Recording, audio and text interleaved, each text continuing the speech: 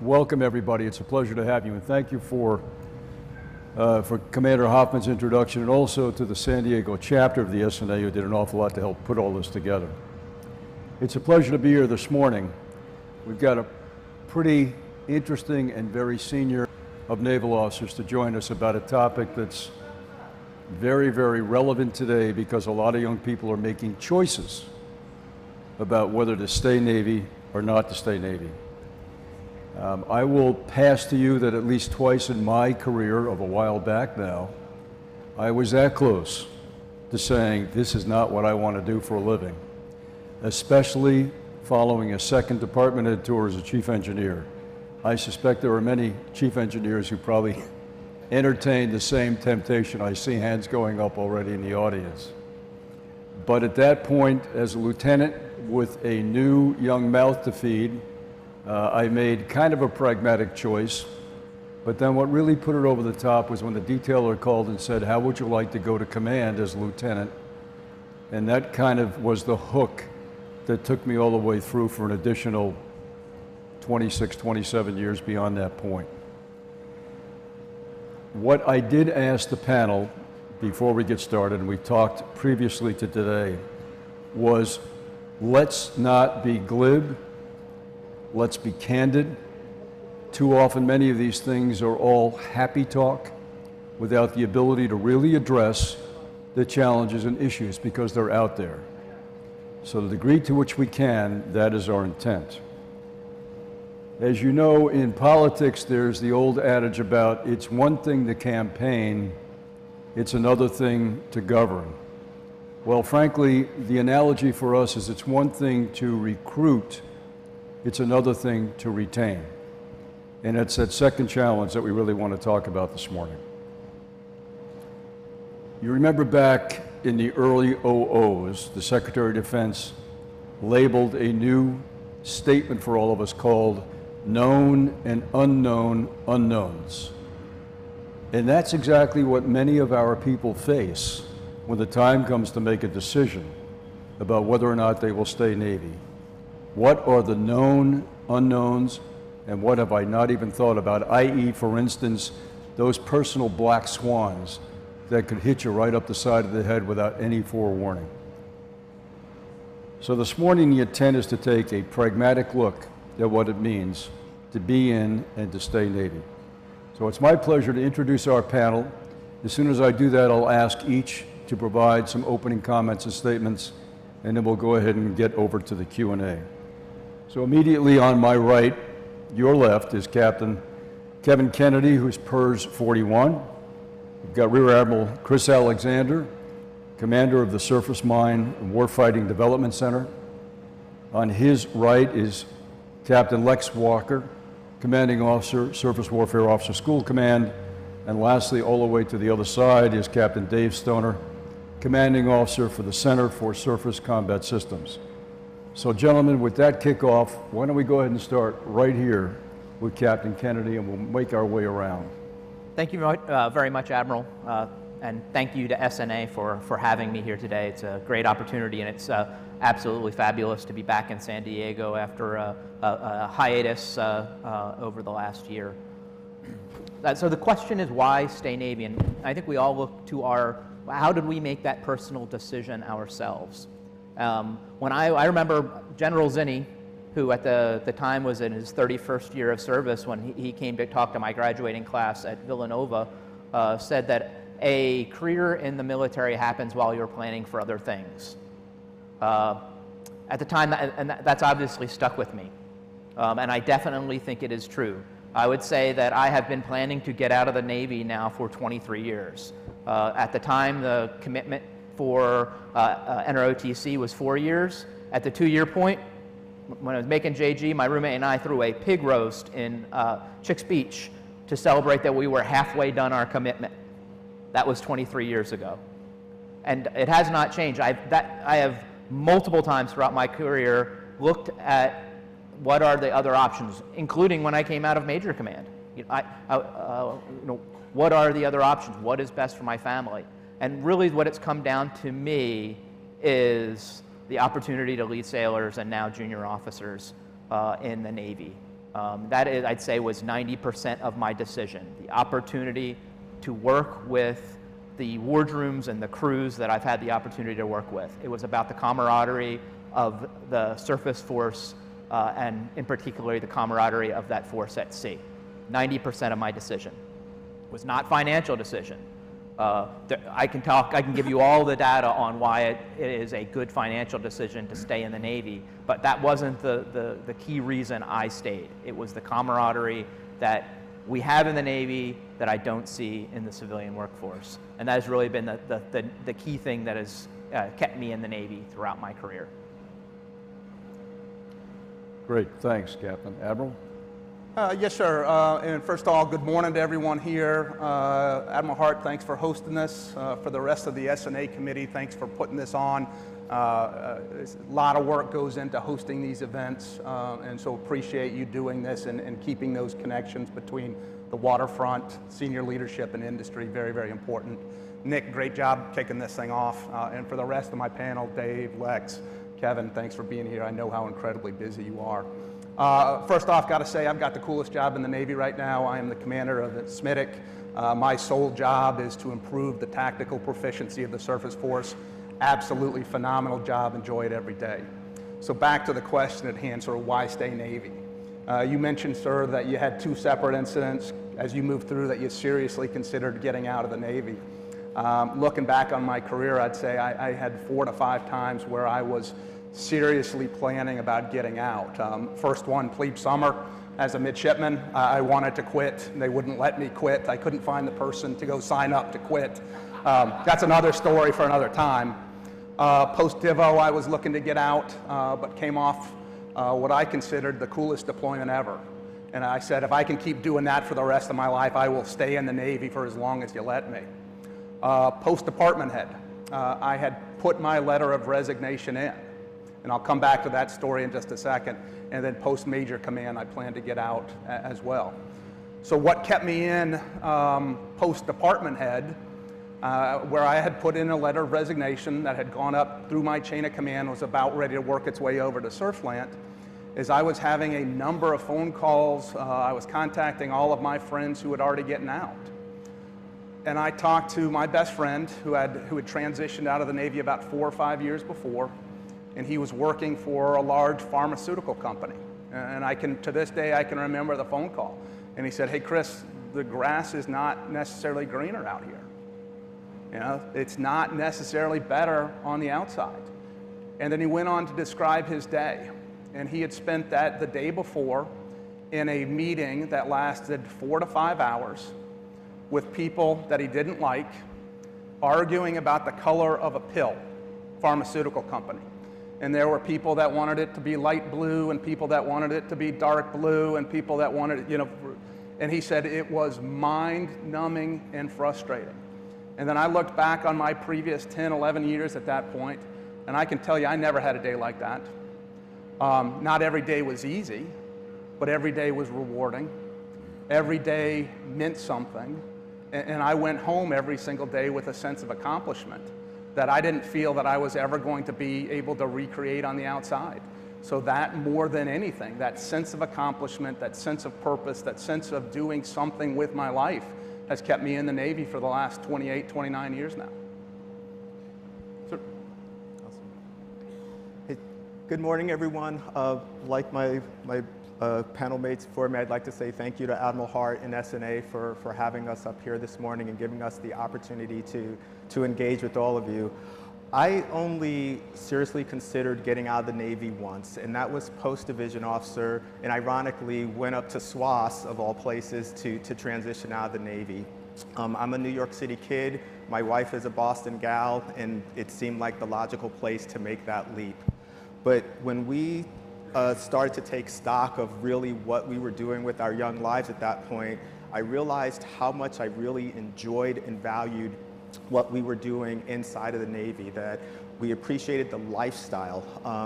And that has been central to why I've stayed and why I've never really looked back.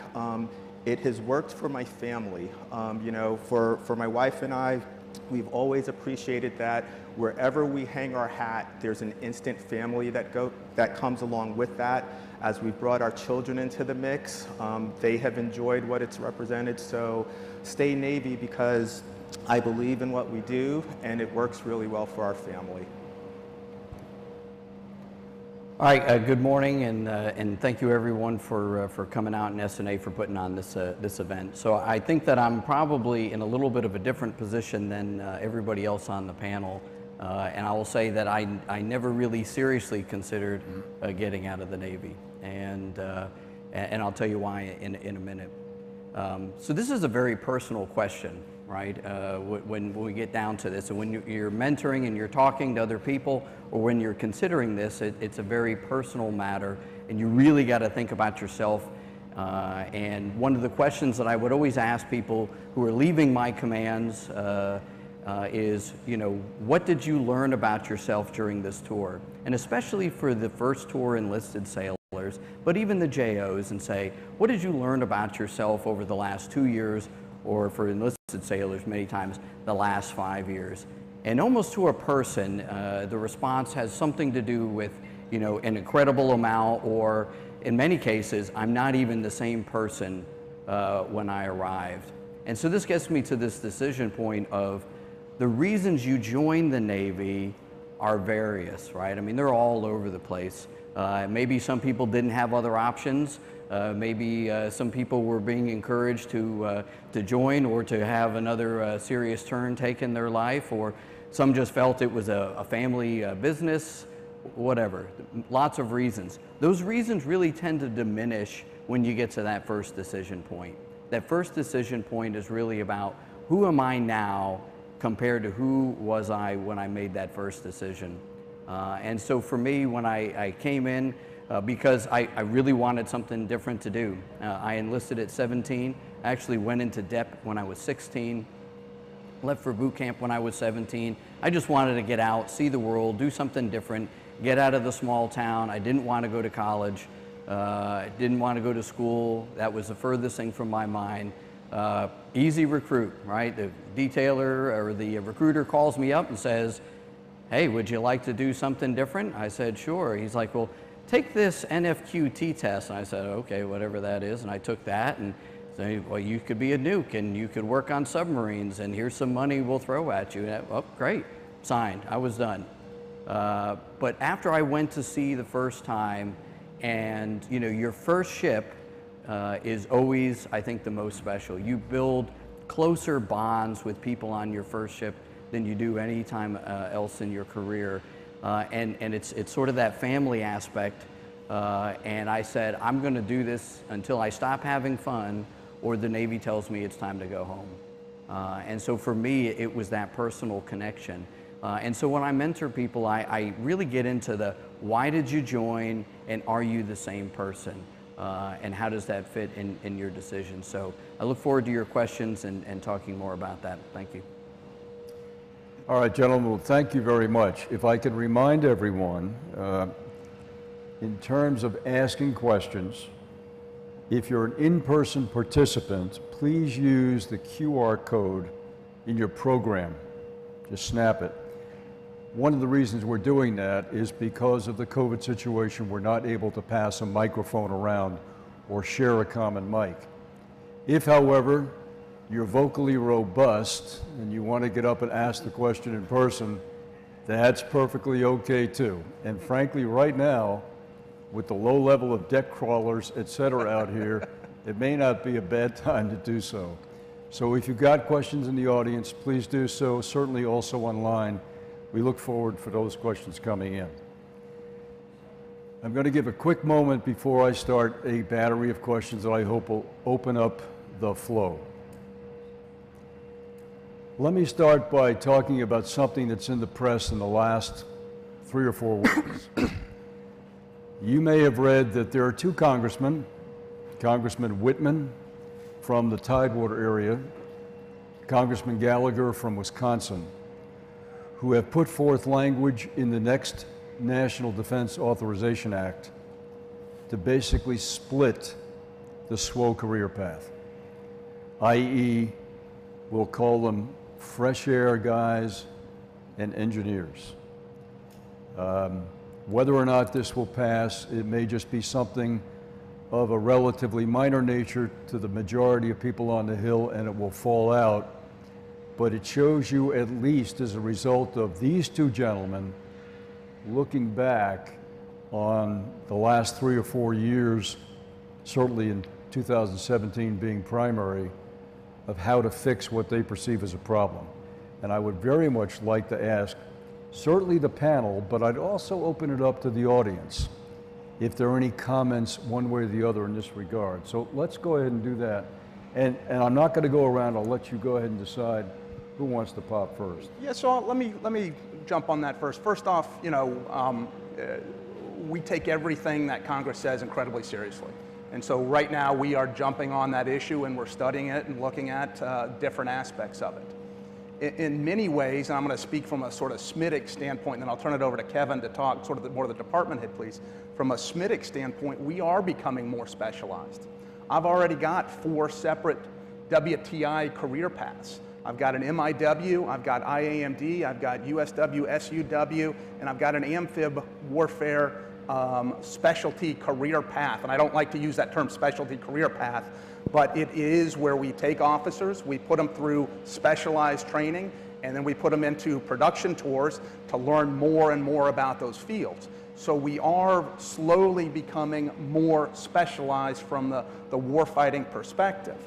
With regard to the larger issue of whether you should take, have strictly topsiders and then strictly engineers, I am concerned. I will tell you, my time in command, I could not have done it without my time as an engineer that came as a first tour division officer.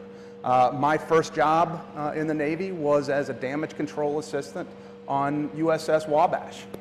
Really dating myself right there because I think it decommed in 1993. But that tour was absolutely foundational for my rest of the time in the Navy, and I didn't do another tour in engineering after that. So I am concerned that without that foundational level engineering knowledge that you can't be an effective commanding officer. I'll turn it over to Kevin to sort of talk department head, career path piece of this. Thank you, sir. So the 60% of the junior officers surveyed for the GAO study that you've also seen probably recently in the press desired a specialization.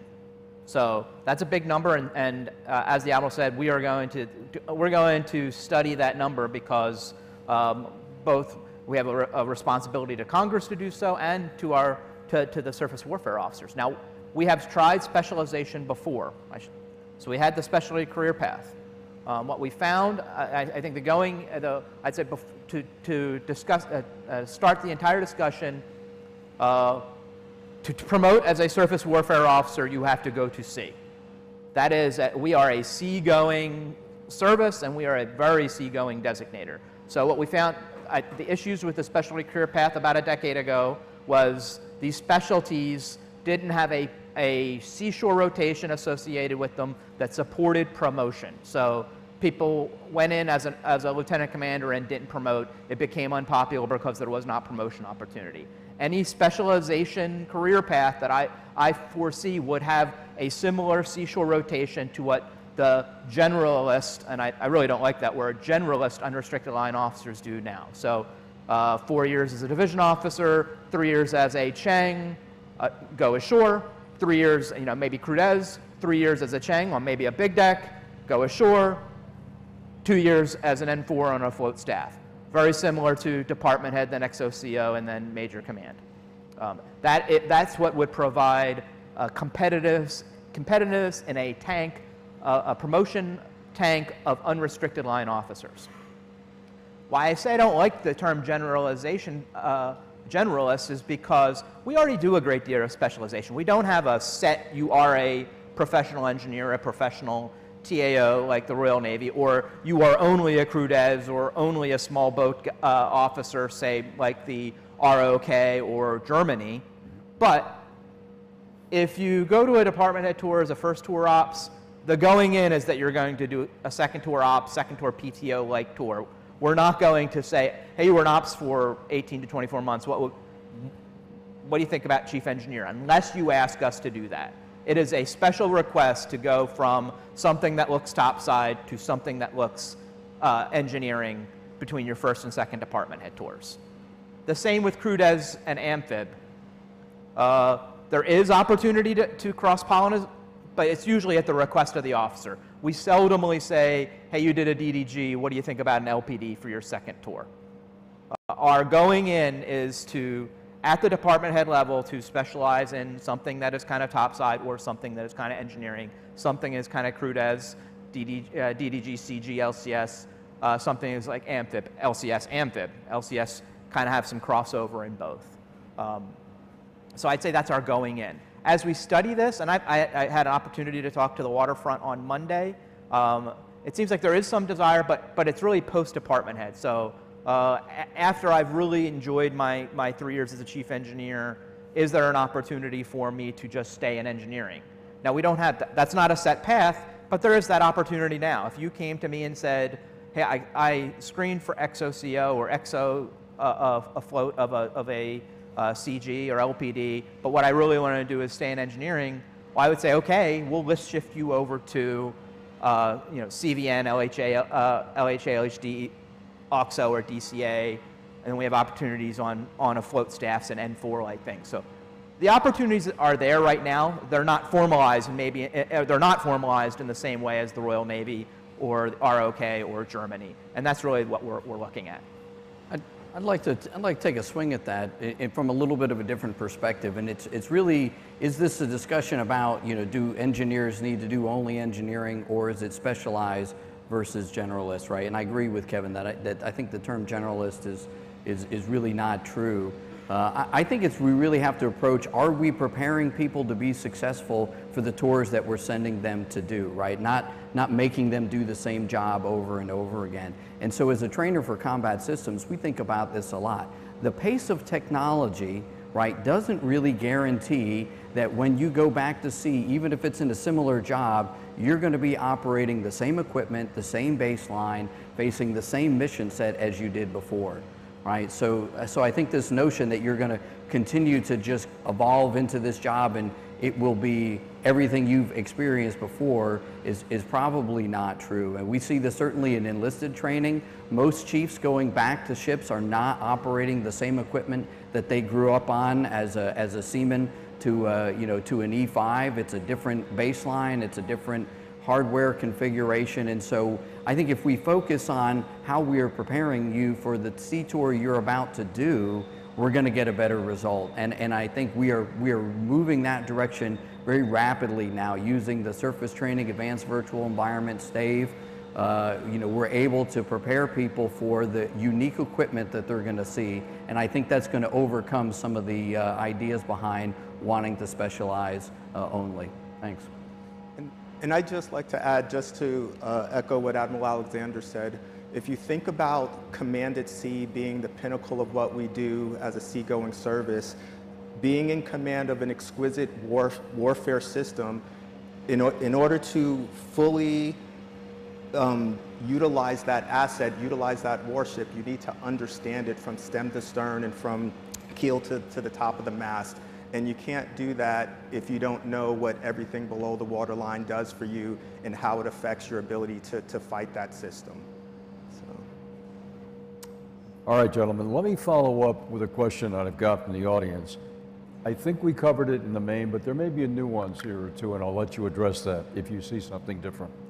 And this is from J.P. McCabe at CSG9. We've discussed the pros and cons of specialization. How can we best standardize tactical qualifications of SWOs? Is there a way to enforce tactical baselines / foundations prior to department head? Let me jump on this one, and I'll turn it over to Lex. Yes, absolutely. We are, first off, mariner skills. In the mariner skills training that we give our officers has changed tremendously over the last 3 or 4 years.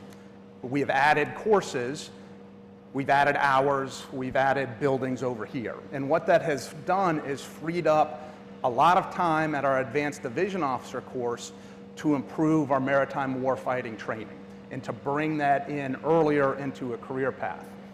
Specifically with the ADOT course that Lex is now running, 5-week course taught only up in Newport. It used to teach reps and sets on how to drive a ship. That class is morphing as we talk. It is turning into a maritime warfighting course with 3 weeks of it dedicated to improving the tactical skills of our officers. So very much like the department head course teaches an officer to be TAOs, well, hey, that ADOT course is now teaching an officer how to be a surface warfare coordinator. So we're bringing in that foundational level knowledge earlier. We've also completely rewritten the PQS process, and we are starting to implement a full tactical qualification program for our officers. Under our surface warfare combat training continuum, we're looking to see how can we standardize training for every single officer going to every single platform that utilizes, that understands people's knowledge, they understands people's experience, and they can map out people's aptitude to get a full-on tactical proficiency score. And I think we're just in the beginning stages of it, but we are pulling that training much, much earlier. Lex, what did I? Admiral, I think you covered it really well, and I think what's significant about the four of us sitting up here now is that we talk all the time, and so what I'm doing in the schoolhouse up in Newport, Dave is also doing in Dahlgren, and we talk, and that feeds into what Admiral Alexander is doing, and of course, you know, Kevin Kennedy has a Manning piece to that as well, and so as we continue to evolve into more of a maritime warfare piece, all of us are looking at it to make sure that everything that we do relates to everything else. And, you know, and that, as the saying goes, everything relates to everything in the society that we're in right now. And so as we build the Mariner Skills Training Centers here in San Diego and also in Norfolk, there are going to be classified sections in those buildings that will allow us to have a more meaningful, more robust conversation about maritime warfare so that we can tackle a lot of the basics about warfighting, so that as the students transition from seed back into department head school, we can now have a more in-depth and deeper conversation about warfighting, that when they go off to specialty training in Dahlgren, now we continue to build and build and build to be more effective in the maritime warfare arena. Yeah, I think what I would add to that is just, you know, there's a lot of changes that are going on in how we train TAOs and warfare coordinators across the board. And a lot of it is being driven by technology, right? So most of you here who have been to Age of Ships as an officer have gone through Dahlgren and gone through what we call the CSO course, right? And the CSO course was probably, you know, 3 to 4 months long, depending on your baseline, a lot of very technical information, and then you would go in the labs and try to do some sets and reps to add some experience to that knowledge, right? So we're doing away with the CSO course and breaking that into two, right? So we're breaking that into a 9-week TAO course and then a 6-week maintenance course, right? So if you're a STO, an EMO, an FCO, or a CSO, you're going to do that maintenance course, right? And that maintenance course is going to teach you, you know, what goes on inside the gray boxes, what's going on inside that server rack to produce that. If you're not, if you were an ops like me, or if you were a chief engineer, you know, you don't really need to understand exactly everything going on in the box. So you're going to go to the TAO course, which is now 60% lab time and 40% classroom time.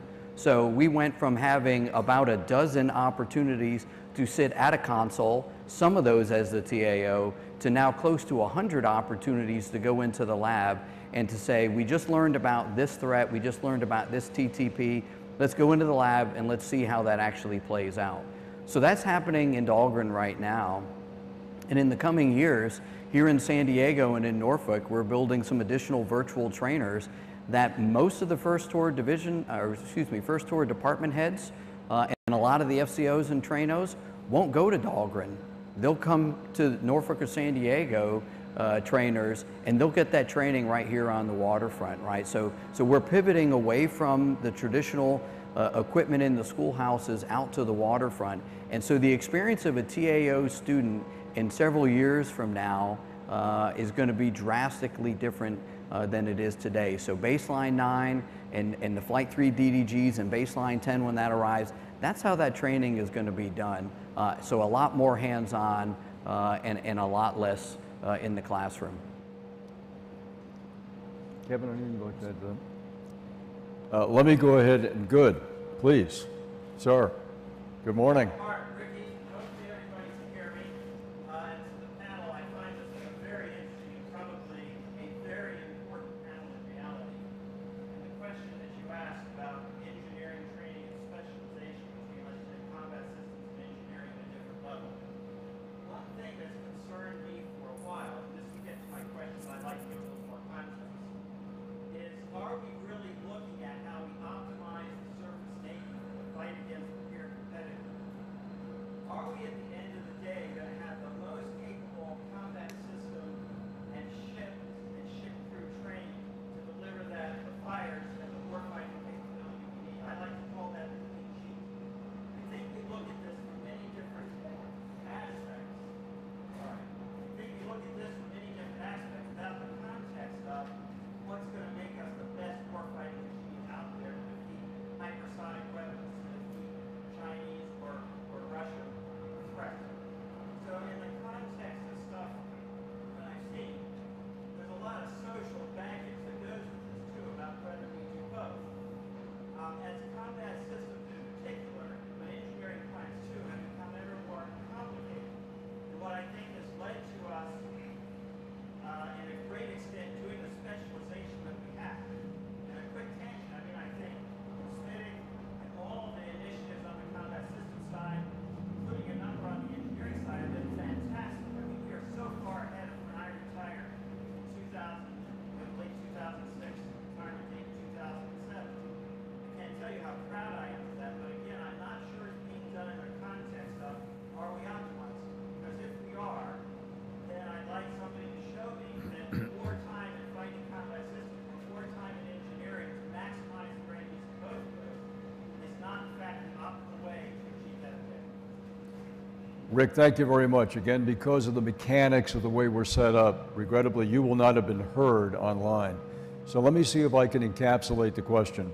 It basically focused on balance and training, especially vis-a-vis the peer competitor threat, as opposed to potentially different things we were doing in the past. And I'll let you calibrate if I didn't get that correctly, but I think that's the nature of the question. Okay, good, thanks, Rick. Let me turn that over to the panel. Well, let me jump on that first. And I don't know, Rick, I heard your question. Optimized is a tough word. I mean, it's tough to prove to somebody that we have optimized anything. What I can tell you is I agree with your statement that we are light years ahead of where we were in 2006. Okay? What I look back as I think 2010 was sort of an interesting time in the surface Navy. And at 2010, I think our senior leadership said, holy cow, look what's happening. What's happening with regard to the PRC. We need to change the way that we're doing business in order to be relevant in that high-end fight. And if you look at the weapon systems that are coming online, you look at the training that's coming online, you look at the stand-up of SMITIC, we have come a tremendously, tremendously long ways. There's a lot to peel back there. I can turn it over to Dave Stoner to talk on the hardware. I can turn it over to Lex to talk the training that he's doing. Let me just sort of talk to you in terms of what SMITIC is doing. As many of you know, SMITIC was founded in about 2013. And I will tell you, I was the EA sitting at Surf 4 when this thing kicked off. And one of the questions that Admiral Copeman asked at the time was, hey, let me see ages, capes, and limbs. And he pulled out that document, and at that point, it hadn't been updated since 1997. 17 years out of date. I'm going to look at you right now, and I'm telling you, we don't have that problem right now. Since the foundation of SMITIC, we have produced 454 WTIs, 454 officers that are trained and dedicated to developing the tactical proficiency of the surface force. And one of their lines of effort, one of their responsibilities is for maintaining the TTP. And between those 454 officers, we're keeping 140 tactical publications up to date, current, and relevant. So from that side, we have moved light years ahead. I will tell you the training that we're giving our officers, the training that we're giving our ships, whether it's basic phase is completely different than what you went through.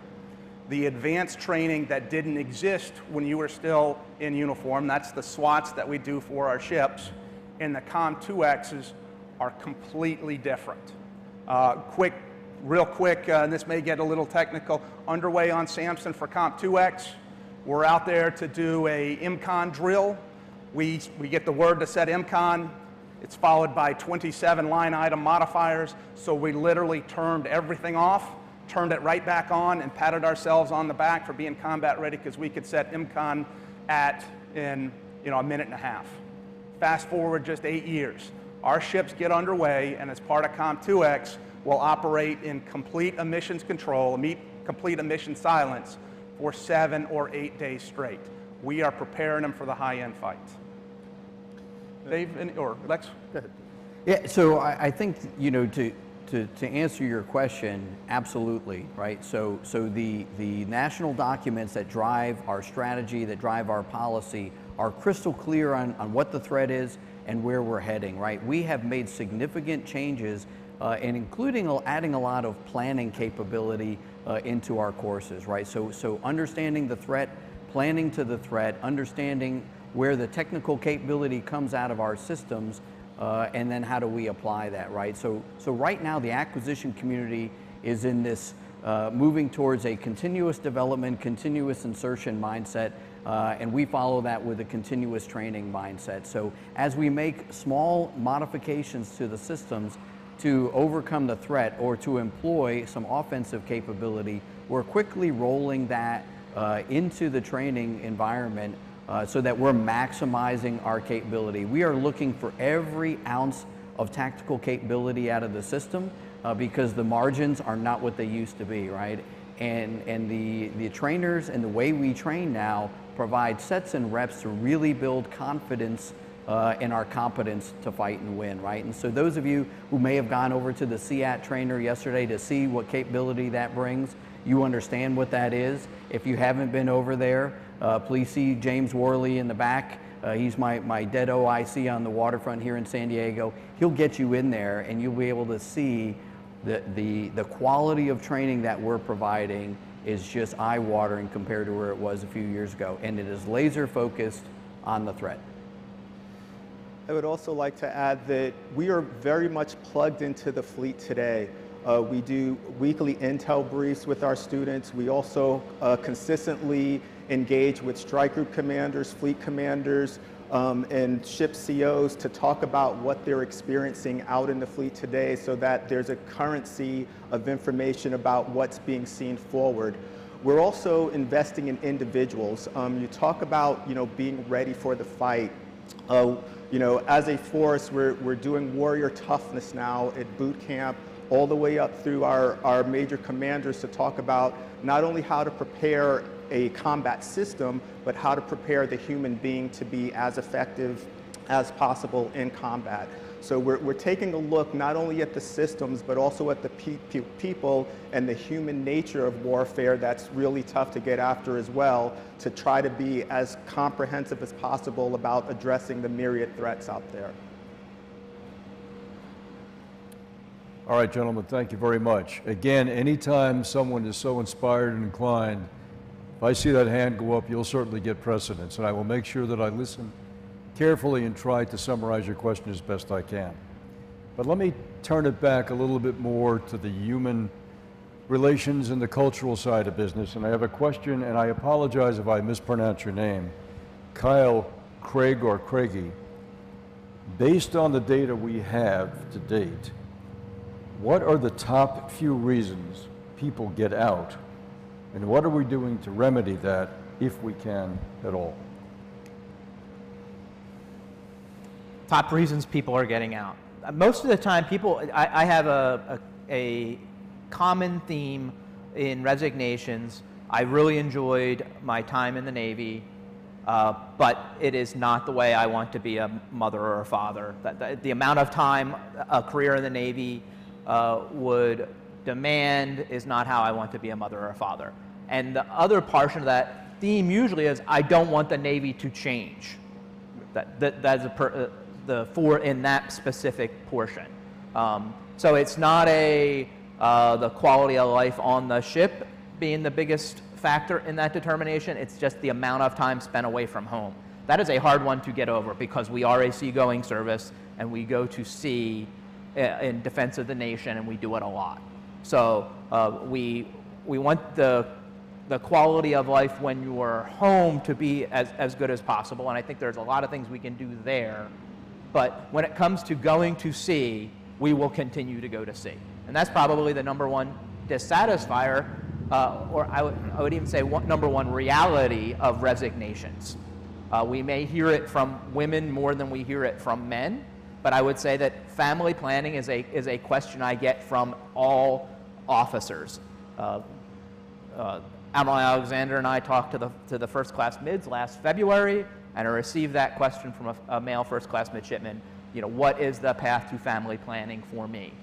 I think the thing we've done and are doing is setting out a path where you really can have a path to, as I say, 2.1 children by the time you're 36, 37 years old in the surface Navy.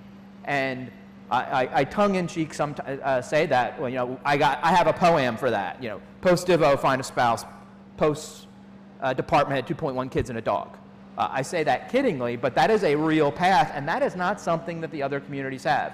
There is not a path in aviation to do the things the aviation community wants you to do, and have, as a woman, have children and stay on that path, because what they want you to do, go to the cockpit, come off of your sea tour, go back to the cockpit and train, go to a ship for your disassociated sea tour, go back and to be a department head, and now you can see you're quickly at 40, almost through a 20-year career, and you really haven't had meaningful shore duty for family planning.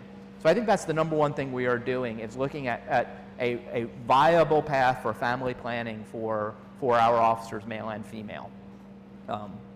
From there, actually the responses are very positive on the other changes we made in the community. I think we have some self-talk. We talked about this over the last few days. We have some self-talk issues because I get it from midshipmen. I still get from midshipmen. You go to the Naval Academy, they'll still say, oh, I don't want to be a SWO because it's a zero defect mentality. It's stab, stab, look, stab. Where are you getting this from? Your sole experience in the Navy is plebe summer and a half a semester, and you already think that the SWO community is a zero defect mentality.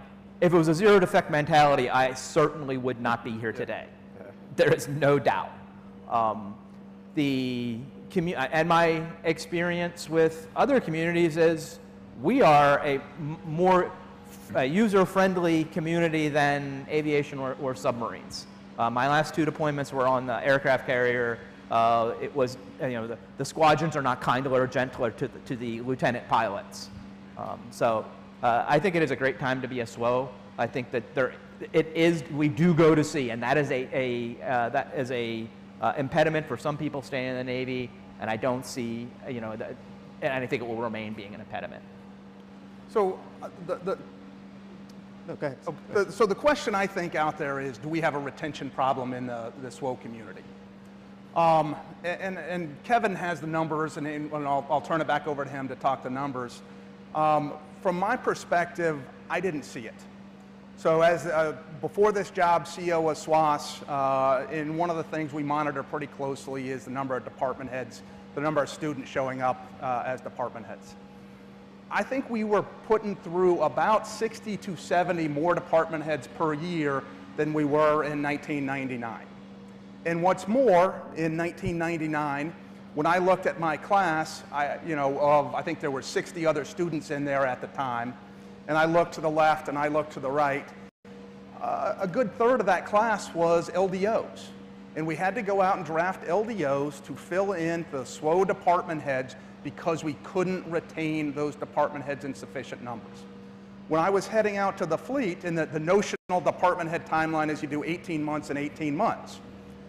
I relieved a guy who had done 44 months on the ship because they couldn't get him a relief. Those problems are so far past us.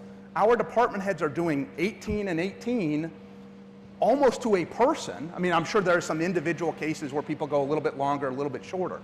So I don't see us having a retention problem. I don't see us not being able to produce the correct number of XOs and COs to go back and serve in those positions. And if you ever have a chance to sit on an XO or CO board and you look at the quality of people that we're putting into those positions, it is absolutely amazing. I sat on a recent board, and not to talk any specifics, but there were people that did not get selected that would have been hands down easily selected during my year group. And I can say without any doubt whatsoever, if I had to compete against the people that we're putting in those boards right now, I would not be sitting in this chair because I never would have screened for command. So I don't see the retention problems. Kevin? So, two of the line of efforts in the GAO study, so were retention focused. Retention overall and retention of women in particular. So first off, I always want to do better. I want to do better in retention overall, and I want to see retention across any demographic, any group you can think of, amphib crewed as diverse, not diverse, women, men, to be about the same. But do we have a retention problem? No, or at least in comparison to what? Retention is better today than it has ever been in my entire career. Retention for women is better today than it's ever been in my entire career. And over the last 10 years, women have closed the gap between male and female retention. Women have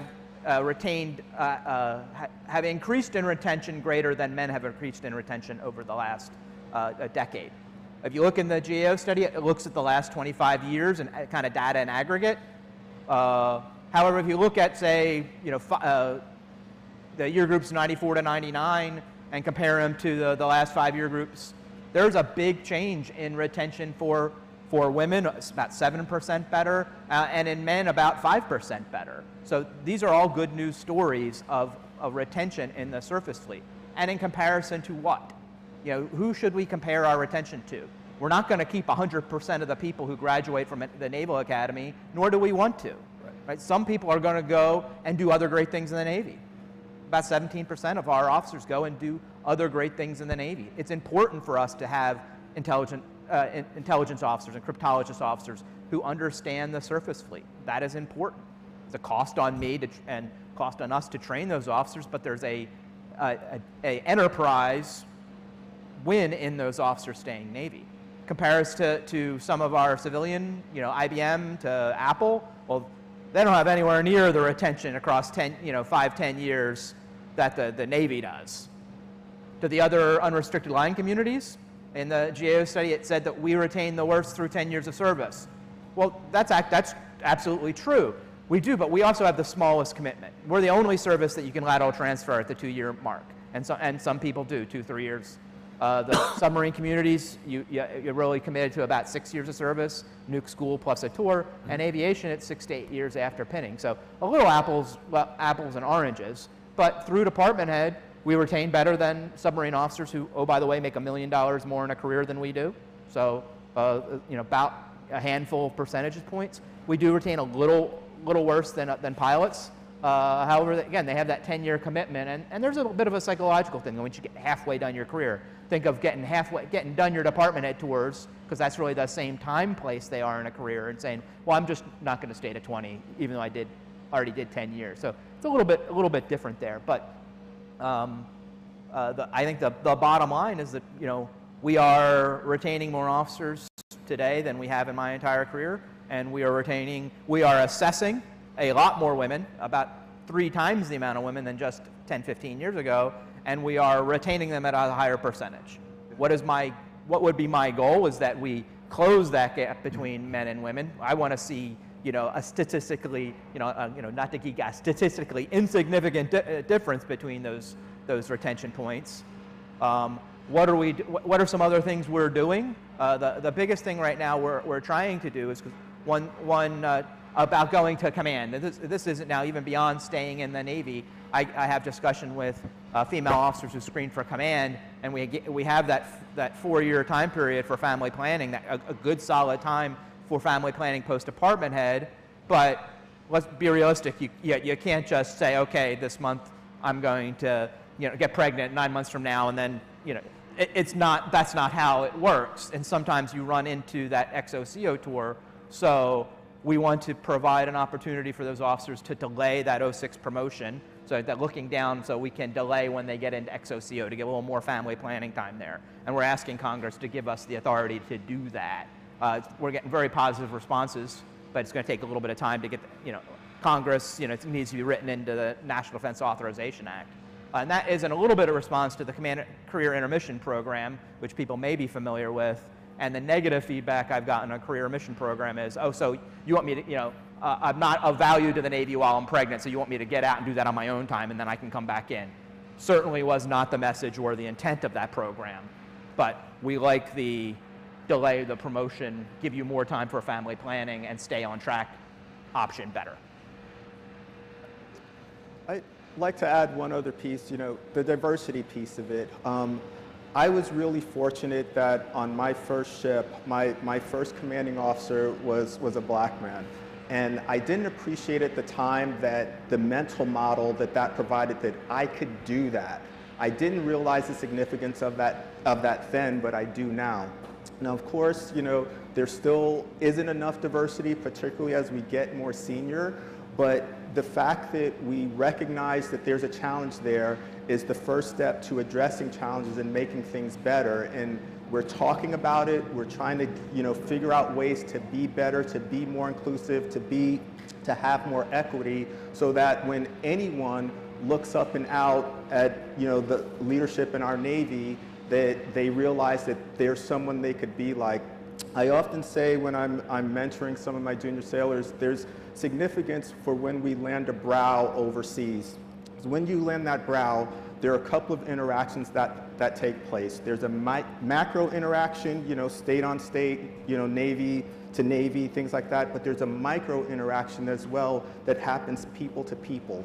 And so when someone on that pier can look up at that ship and see someone in a uniform that looks like them, we communicate without ever saying words that, hey, we value what you look like, we value your diversity, and we can understand you. And so you deepen that relationship, and that's what we do with our allies and partners, but we also need to do that inside of our own Navy as well. So we're looking at that and talking about it, and it's significant, and it just can't snap your fingers because it takes 27 years to grow a post-major commander.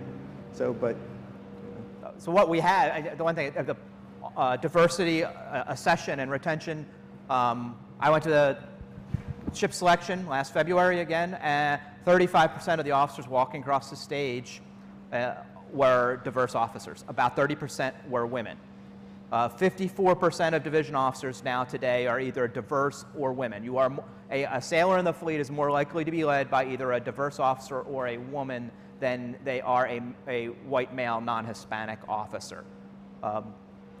When it comes to retention of officers, diverse officers retain at a higher level than non-diverse officers. By about 3 percentage points diverse overall, and with black diverse officers, it's an even higher number of about 6 to 8 percentage points. So the junior officer, kind of the seed corn of the fleet is there.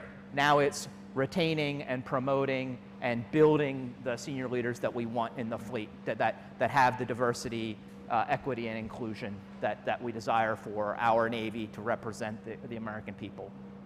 I think to get back to the question of why do people get out, one of the things that came out in the recent studies, and I went back and literally polled some of my previous JOs and their friends, is this the number of ensigns on the ship and the number and the opportunity that maybe provides or doesn't provide. So You know, the dissatisfier perhaps of "I didn't have a real job" was one of the, I think, quotes that came through in there. So here's what I would tell the JOs. You know, if you're going to be in a group wherever you go, right? Whatever profession you go to, if you're a doctor and you're going to go to residency, or you're a junior lawyer, or whatever that profession is, you're going to be in a group of people that are basically qualifying, getting their credentials, and then getting ready to move on in a career, right? So I don't think that experience is necessarily unique. I would also tell you that that's a very temporary condition. By the time you become a second tour division officer, you're getting billeted into an actual job, right? And you will no longer be in that role. As a department head, you have a real job. You have real responsibilities that are unequal to what your peers that get out of the Navy are going to have, right? So it's really just a few years down the road, and the level of responsibility, accountability, and job satisfaction that comes along with that, it's coming. It is absolutely coming. So take your early roles in the Navy, and you know, the size of the wardroom. Yeah, we probably need to look at some of those things. An opportunity for special evolutions, right? The MSTIC trainer that Lex's team is going to be running here, providing a great quantity of opportunities to cut skills in a virtual environment. So that "I don't have a real job," that's a temporary condition. Don't allow that to cloud your view, right? Again, think about how you're developing as a person, what skill sets are you learning, because every profession goes through that period, right? The real hard work is coming, have no doubt. That real work is coming, and there's great satisfaction in doing that job well. Thanks. I may not call it real jobs. I probably would prefer to say traditional division officer jobs. That we do have officers in the fleet that are not in traditional division officer jobs. However, I think people say, well, I'm the S1 division officer. And what I think when someone tells me S1, I might have liked to have had a time as an S1 division officer when I failed SMC when I was XO, because I just had no idea what was going on in the supply department. Because I will tell you, as XO, I could throw the flag on Chang, because Lex Walker taught me enough about engineering, and I could throw the flag on combat systems, but Suppo could totally snowball me if he wanted to. So I like to say traditional, and it really does get into a topic that we had discussed earlier, which is that it seems like one thing I get feedback on fairly consistently is that there are too many ensigns at sea. You know, that we have 18 to 23 division first tour division officers on ships right now. And the bottom line, why is that? It's because we are building department heads for 2031 and a larger Navy, and we have the Navy of 2021 to train those future department heads on. So we've increased our accessions to meet the Navy that the nation wants to build a decade from now, but I have the hulls of today to train those officers on. And I don't send officers to ships that are going to be in long maintenance availabilities. So take those hulls off, and I don't send officers to hulls until after C Squat. So the number of ships that are in pre-commissioning, in particular the number of LCS crews that we have that have not yet gotten to C Squat, we have a lot of officers, and especially on deploying ships. So that is a short term. We will, we have a lot of LCS crews that are getting ready to do C Squat, and we're going to start taking first tour division officers from the LPD, DDG, CGs and putting them onto LCS. So we're going to go from 6 second tour division officers on LCS to 3 and 3. That's going to is going to increase the demand signal across the fleet for first tour division officers, because those are traditional billets. And also something that Captain Walker and I owe to SWO Boss is a study of tour lengths for first tour division officers, because 30 months is and was the right answer post 2017 for the amount of experience that a division officer needed in their first Divo tour to be a proficient watchstander. That was before Admiral Alexander and Captain Walker initiated the OOD Phase 1 and Phase 2. That is outstanding training. Yeah, let me jump on that for just a second. One of the dissatisfiers are JOs. You show up to a ship and your UI, you stand under instruction for a long period of time, particularly up on the bridge. We have completely changed how we're training the JOs over the last 3 years. The ensigns showing up to the ships are better prepared to go aboard a ship than they have ever been before. And that's a lot of the work that Lex's team has done up there at SWAS in establishing first the JOD course, which is now morphed into the OOD Phase 1 course. And it is 6 solid weeks of learning how to stand watch up on a bridge. And I've told everybody who would listen to me, it's the training that I wanted 29 years ago. I can remember to this day showing up at USS Wabash, going up on the bridge, and the OOD telling me to do a contact report. 3.5 hours later, I had filled out the contact report and was ready to call the captain. Meanwhile, the ship, the contact of interest was long since over the horizon. The ensigns going through the OOD Phase 1 course are making hundreds of contact reports. They're learning how to use bridge equipment, so it's no longer on-the-job training. They're learning how to run a watch team, and they're learning how to practically apply the rules of the road, which can be very, very challenging, not just to JOs, but department heads, sometimes to XOs and COs. So they're showing up to their ship, they're better prepared, they're qualifying faster, which improves morale. You know, as we looked at the JOD course when it rolled out, we were looking at qualification times, and on the extreme end, ensign out in FD&F ship, qualified OOD in 4.5 months. All right? And I am completely confident that he knew what he was doing. I think to try to, answer the question too from the enlisted side, right? And I think some of the same reasons of why people get out, the family aspects, right? The family separation has certainly a play to do in there.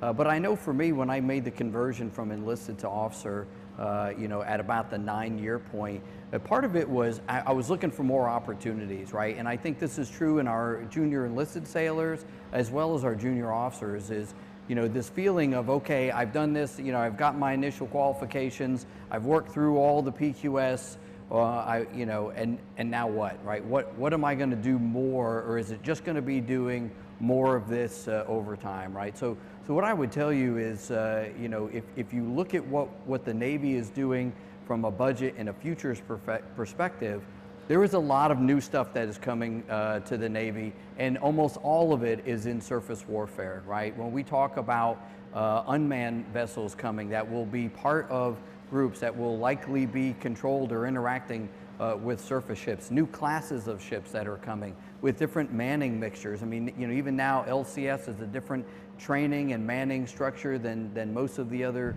ships that we have. There's lots of new stuff coming. So if one of those reasons you're thinking about getting out is because of a lack of challenge, a lack of new opportunities, I would tell you that you need to really consider about where the Navy is going, right? The Navy 10 years from now is going to look drastically different than today's Navy when we compare today's Navy to 10 years ago, right? It is a very different set of skills that's going to be needed and opportunities for people to just figure out how will we really use some of these systems that are coming to the fleet, right? We know conceptually that we want them. We know technically how we want to connect them, but we're not sure how we will necessarily employ them. That is going to come from you who are new in the Navy now, will be operating these systems as department heads, as commanding officers, as chief petty officers. If I could add one other point, this is a why stay Navy panel, and we really haven't, answered that question. And I think, if you look at why stay Navy, how we would answer that, how I would answer that is oftentimes, if you put your money where your mouth is, that really shows what you care about. Over the past 10 years, through STAVE, Surface Training Advanced Virtual Environment, what we're doing with the Maritime Skills Training Program, we've invested about $10 billion on the enlisted side and also with the Mariner Skills side as well. So we've put the money there to build the facilities, to modernize the training, and then inside the classrooms, it's one thing to just build a brand new building, but how we're teaching, science of learning, electronic classrooms, and all of these things that we're doing to provide the best training possible in the best environments to get after the threats and to get after the human component of it. So we're practicing what we preach and trying to say that we're investing in you, whether you're an officer or enlisted, because we're putting the money there and we're spending the time to train to the best of our ability. So Kevin has talked a lot about some of the flexibility that he's bringing into officer detailing. You know, I won't get ahead of CNP and what he's doing, but there is an awful lot of thought on the enlisted side about adding some more flexibility, seashore rotations. What does that really mean? Ability to move into different skill sets and different platforms. So right now, I would tell you that your Navy leadership is thinking about you know, how to respond to, after listening to the needs of what do we want to do, how can we go after different opportunities. There's lots of things coming. Again, even in the career path on the enlisted side, more flexibility, I think, is coming for enlisted sailors. Do I see any hands up in the audience before we press on? Right here, please.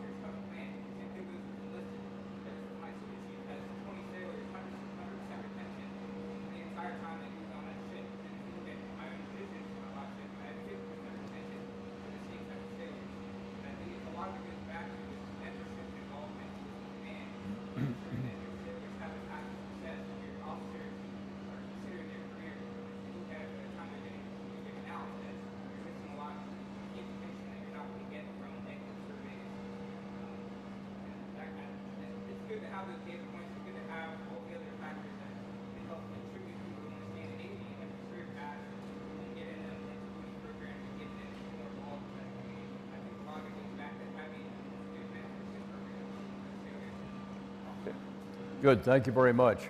I think the gist of the question, and a very good one at that, gets to the responsibility for leaders to be mentors. And so the mentorship, whether at the senior level, i.e. the captain, or I believe you also even cited a senior chief as well, from whom very often we get a great deal of experience and wisdom, but it's the value of mentorship goes a long way toward helping an individual decide whether or not to, as the theme today says, stay Navy. So gentlemen, over to you for any comments in that regard. So I'll answer that. And first off, great to see you again. I haven't seen you in the last 6 months. It is, you filled in as in our front office up at SWAS and did a phenomenal job, just jumped into a position and ran the SWAS front office during COVID. So thank you very much, and thanks for that question.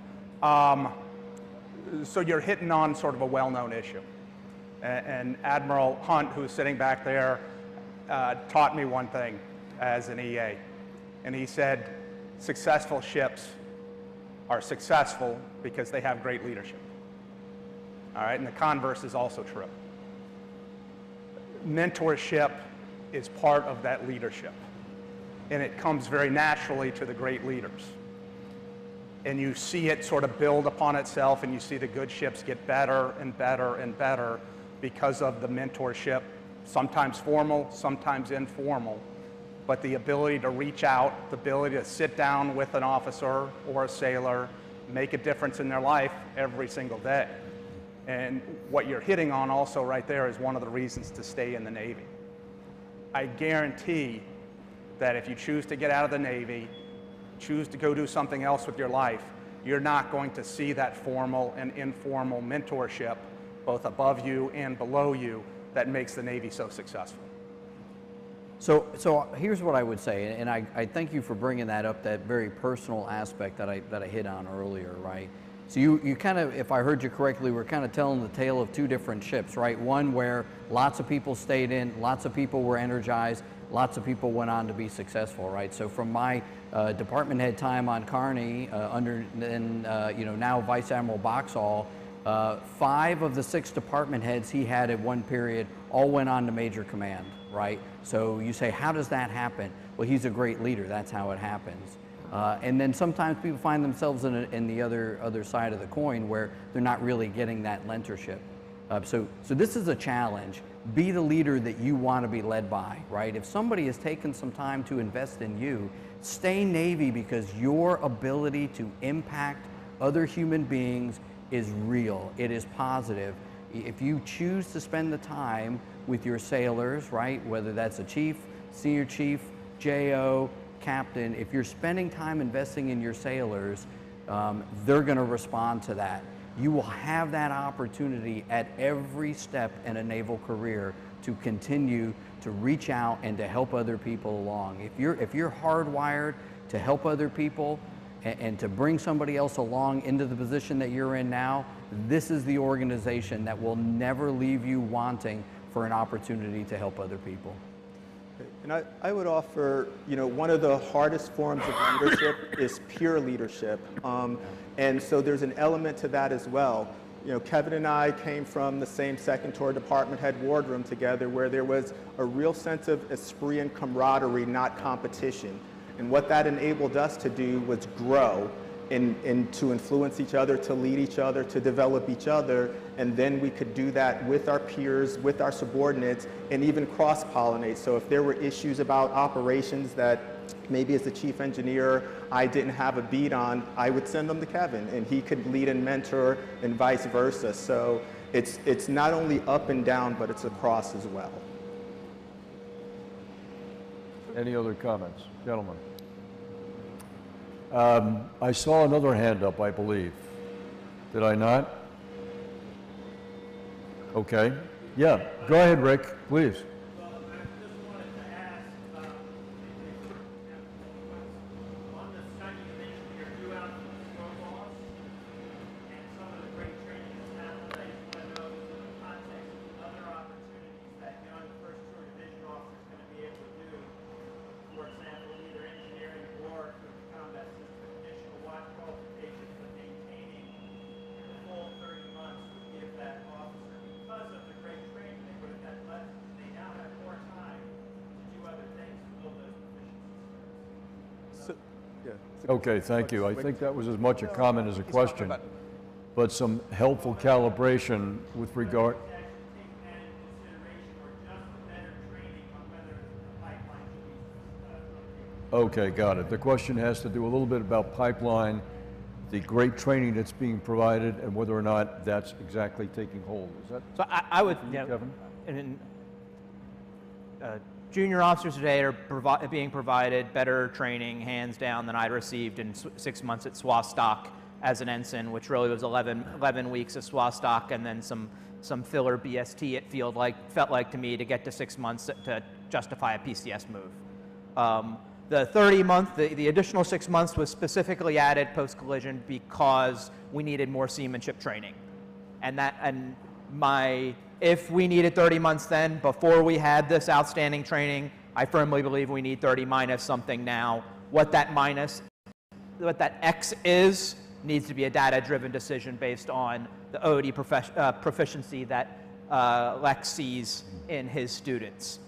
There is ample time in a 30-20 or 24-18, say, we'll just say, and I'm not saying that's the right answer, maybe it's 27-18, to still get the advanced qualifications, in particular engineering officer of the watch qualification. One thing I talk about when we talked about a lot of ensigns on the ship, I talk to commanding officers and say, okay, so how many of them are down in the plant? Because I firmly, like Admiral Alexander, and I think everyone up here, especially the former nuke MMC, believe that a foundation in engineering makes you a better officer of the deck, makes you a better commanding officer. And knowing that plant early was greatly benefited me.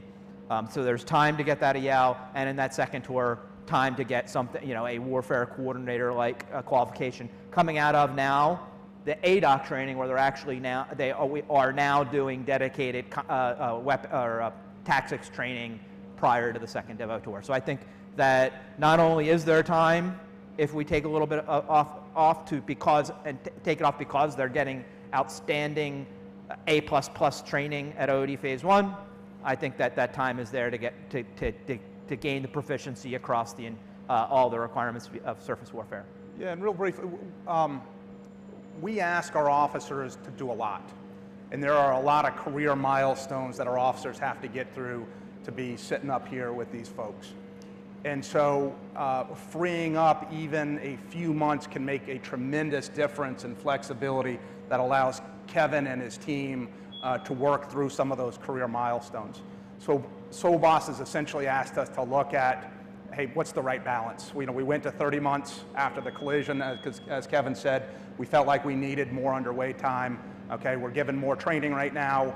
Can we back off of that 30 months a little bit? So pre-decisional, haven't made a final decision, and we're working through it. What's the right mix of training? What's the right mix of underway time to free up some flexibility in a career path?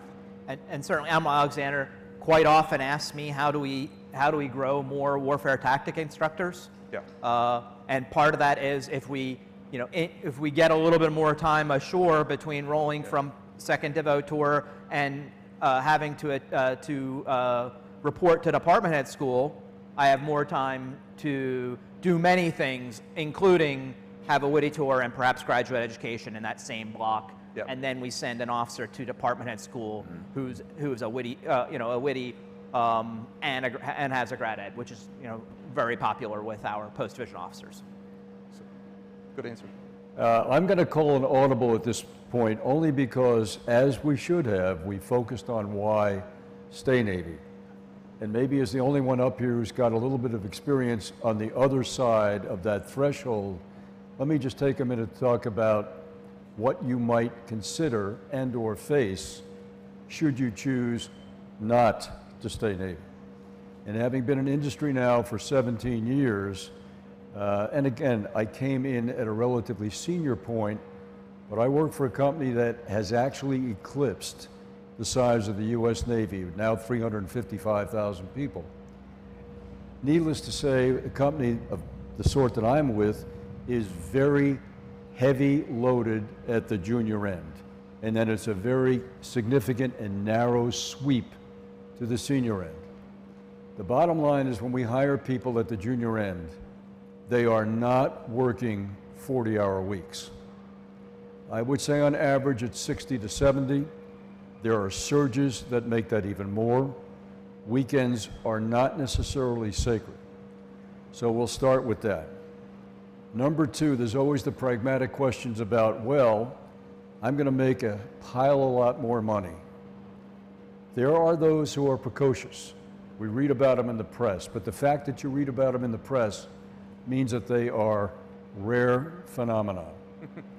The majority of individuals with your level of experience and or training and education will make decent compensation levels, but I would not suggest for a moment, frankly, that they will exceed what you get in the Navy. And remember, compensation is not simply the paycheck. The total package is what you've got to take a hard look at and compare. Benefits, whether it's medical or a host of other things which heretofore in uniform were pretty much taken for granted. That's not necessarily the case in industry. Variety. I know that it's common today for sociologists to suggest that the younger demographic is very fluid. They're in a job a year or two or three and they're off to somebody else. Well, to some degree within the Navy, you don't have to do that. because what many of those younger people are seeking is an experience and variety. And I don't know about you, but in my 33 years, there was more than enough variety to go around in terms of a Navy career. And so while one might compare and say, well, we don't have that fluid movement in the Navy, that's not a very valid comparison, because in many cases, those who stay, especially at the junior levels, are really locked into a very narrow stovepipe to build their own personal reputation, their own brand, and their own level of expertise, which to some degree we do in the Navy.